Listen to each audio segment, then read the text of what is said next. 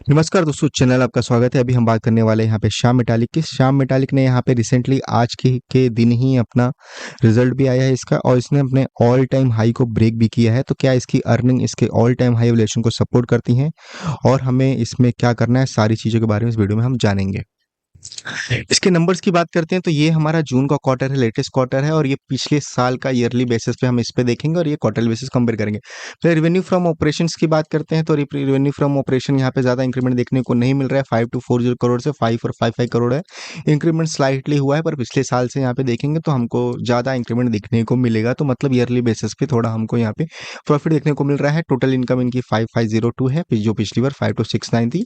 यहाँ पे हमको अदर इनकम 47 थी और पिछली बार वो 29.22। एक्सपेंसेस की बात करते हैं तो एक्सपेंसेस में इनके कॉस्ट ऑफ मटेरियल की बात करते हैं, वो पहले से इंक्रीमेंट यहाँ पे हुआ है। Purchase of stock in trade ये 0.03 था, पहले इनका 33.12 यहाँ पे था, ठीक है। और इनके जो चार्जेस होते हैं इन्वेंट्रीज को लेके, फिनिश गुड्स को ट्रेड को लेके, वो अभी 305 करोड़ पहुंच गए हैं, जो पहले 227 करोड़ थे, और लास्ट क्वार्टर में सिर्फ 104 करोड़ ही हुए करते थे जून 2025 में।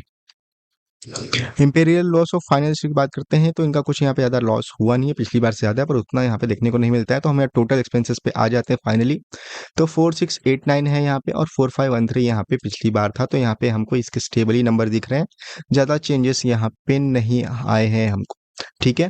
प्रॉफिट आफ्टर फाइनेंशियल कॉस्ट की बात करते हैं 734 है यहाँ पे, और जो पिछली बार सिर्फ 704 करोड़ थे, और ईयरली बेसिस पे 593 है। जो ईयरली बेसिस पे आप देखेंगे तो यहाँ पे हमको ज़्यादा देखने को यहाँ पे नंबर अच्छे देखें। क्वार्टरली बेसिस पे उतना ज़्यादा कुछ खास नंबर यहाँ पे आए नहीं है। पैड की बात करते हैं यहाँ पे, प्रॉफिट आफ्टर टैक्स कितना आया है।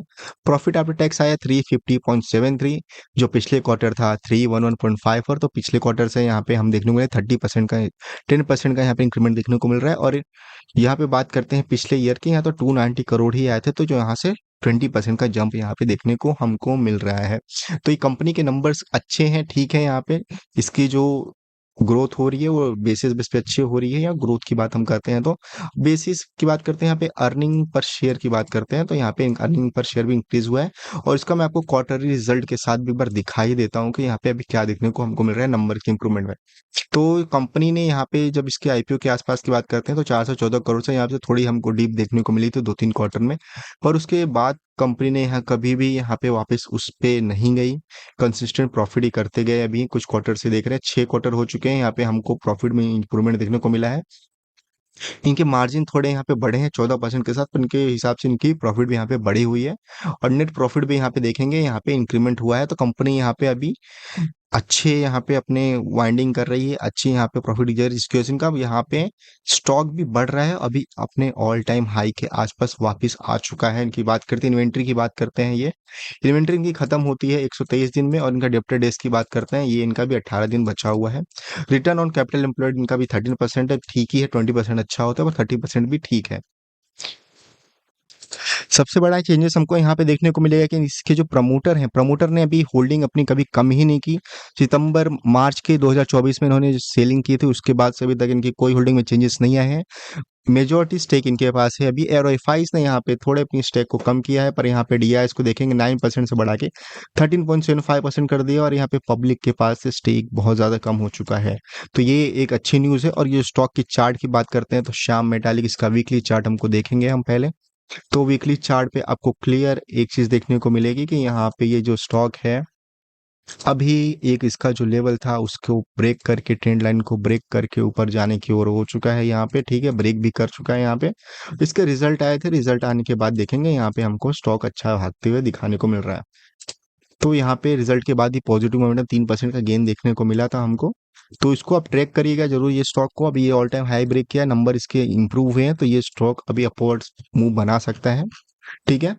अभी यहाँ पे कंसोलिडेशन फेज था, इसको ब्रेक किया है, अच्छा है, हमको देखने को मिला। उसके तो बाउंस बैक भी ले सकता है स्टॉक कुछ इस तरीके से, हमको ये स्टॉक जाते हुए दिख सकता है। तो उसको स्टॉक को जरूर ध्यान में रखिएगा, रडार में अपने रखिएगा। ऑल टाइम हम ब्रेक करने के बाद ये स्टॉक मुझे काफी अच्छा लग रहा है इस टाइम पे, क्योंकि इसकी जब इंप्रूवमेंट देखेंगे, अब ये जो स्टॉक हुआ है ना, स्टॉक कितने पे ट्रेड होता था, जो इसकी आईपीओ आई थी बहुत कम ट्रेड होता था, बहुत कम प्राइस में। इसके फिर अच्छे नंबर आने स्टार्ट हुए, ऊपर गया स्टॉक, फिर नंबर बेकार आने स्टार्ट हुए, क्वार्टर रिजल्ट अच्छे नहीं थे तो स्टॉक गिरा। फिर वापस अभी नंबर जैसे मैंने आपको बताया कुछ एक 6 क्वार्टर्स इसके नंबर अच्छे आ रहे हैं, तो 6 क्वार्टर्स के बाद इसे देखेंगे तो अपने लेवल्स को इसने ऑल टाइम लेवल को फिर से यहाँ पे अचीव किया है। तो हमको यहाँ पे नंबर अच्छे हैं इसके, ठीक है, डिसेंट रिजल्ट आए हैं यहाँ पे, और स्टॉक भी अपने ऑल टाइम हाई पे है। तो यहाँ पे प्रॉफिट भी उसको सपोर्ट ही कर रहे हैं, इतने रोबस्ट प्रॉफिट तो नहीं आए, फिर भी डिसेंट ही आए हैं, क्योंकि मेटल सेक्टर अभी बीच में बहुत ज़्यादा डायनामिक था, वहाँ पे बहुत ज़्यादा चेंजेस हुए थे वहाँ पे प्राइसिंग को लेके, तो इसकी वजह से यहाँ पे इनके रिजल्ट उतने अच्छे अभी नहीं दिख रहे हैं। तो मस्ट स्टडी दिस चार्ट, इसको अपने वॉचेस में ऐड करें, और स्टॉक मुझे यहाँ पे अभी अच्छे नंबर देखने को मिल सकते हैं। यहाँ पे कितने यहाँ जा सकता है स्टॉक, आपको मैं बताता हूँ ये स्टॉक अभी कितना जा सकता है। यहाँ से देखेंगे तो ये स्टॉक करीबन, ठीक है, इसको, ये स्टॉक हम, मुझे तो जहाँ तक मेरी स्टडी दिख रही है, ये 1350 के आसपास भी जा सकता है। तो ये मुझे अच्छा लग रहा है यहाँ पे, और ये नीचे भी जा सकता है, कोई गारंटी नहीं होती स्टॉक मार्केट में किसी क्या काम। ये मेरी एनालिसिस है, मेरे हिसाब के इसको मैं 1340 के हिसाब से मैं इसको देख रहा हूँ। अगर मुझे यहाँ पे कंसिस्टेंट दिखता है तो ये इसमें मैं ज़रूर अपनी एंट्री लूंगा। Thank you.